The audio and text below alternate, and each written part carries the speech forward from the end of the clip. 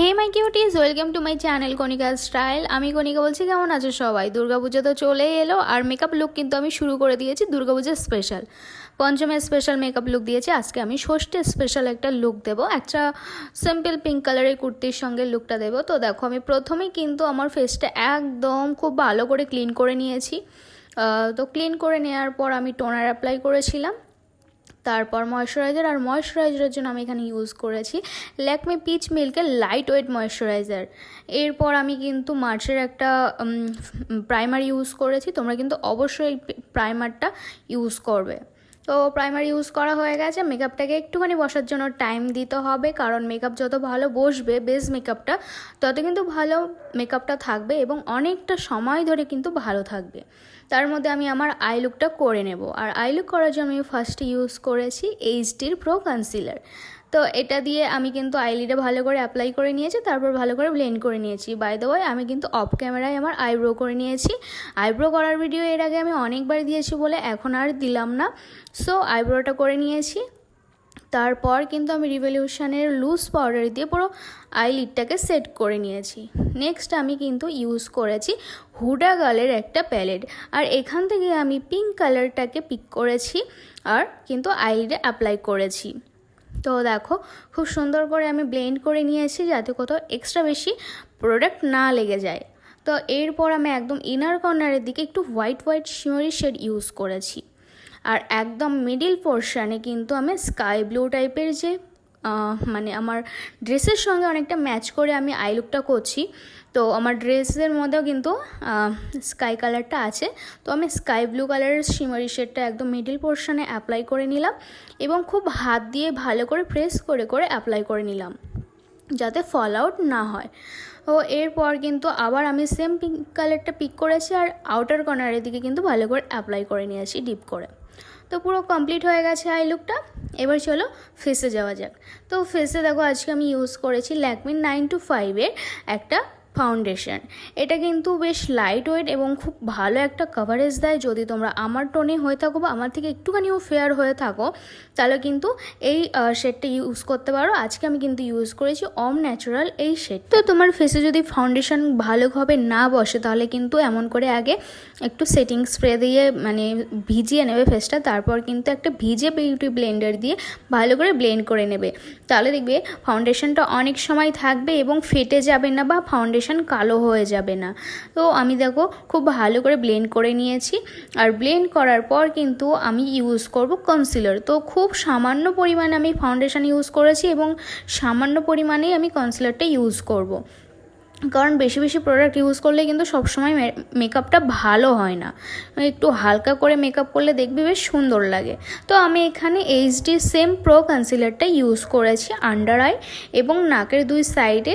দেখবি এখানটা একটু মেকআপটা কেমন হয়ে যায়, যার জন্য কিন্তু আমি এখানে কনসিলার দিয়ে সেট করে নেব।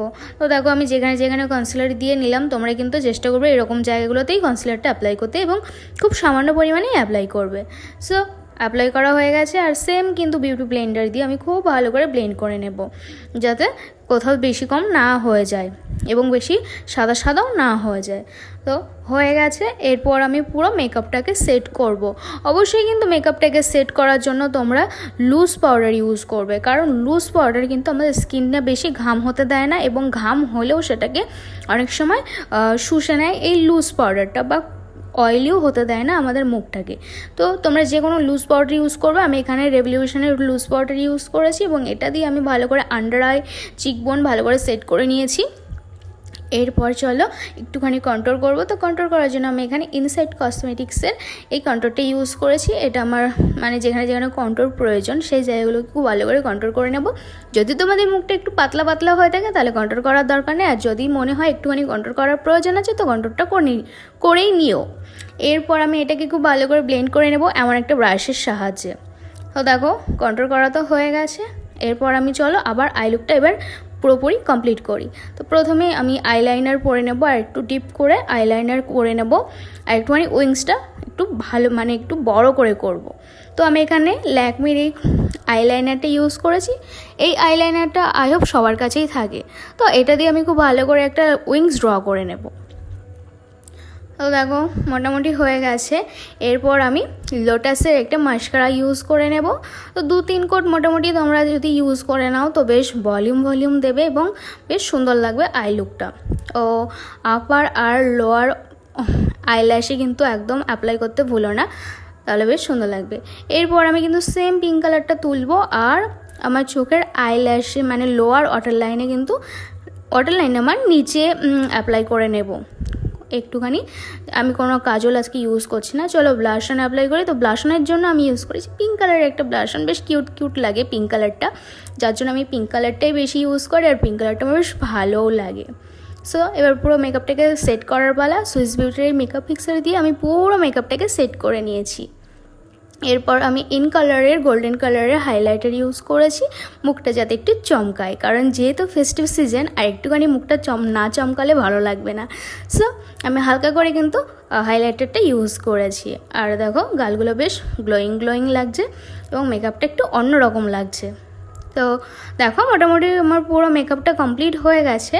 এবার আমি একটুখানি লিপস্টিক অ্যাপ্লাই করব। তো লিপস্টিকের জন্য আমি ভেলভেট ম্যাটের একটা ডিপ পিঙ্ক কালার আজকে ইউজ করেছি। তোমরা চাইলে এই ভেলভেট ম্যাটটা ইউজ করতে পারো, বেশ কম দামে ভালো কালার তোমরা পেয়ে যাবে এবং কালারটা বেশ অনেকটা সময়ই থাকে। তো আমি এটা পরার পর আমি আইল্যাশ পরে নিয়েছি এবং আইল্যাশ পরার পর আমি হেয়ার স্টাইল করে নিয়েছি।